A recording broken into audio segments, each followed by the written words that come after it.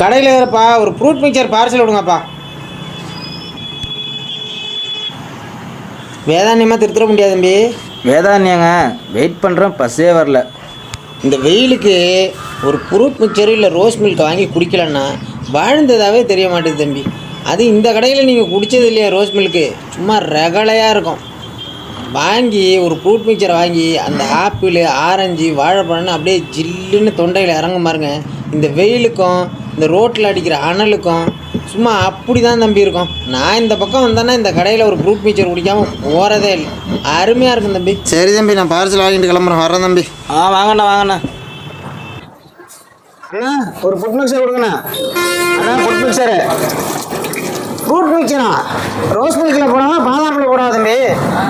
காலையில என்ன விளையாட்டு காட்டுறாங்க, எப்படி எல்லாம் சோதிக்கிறாங்க.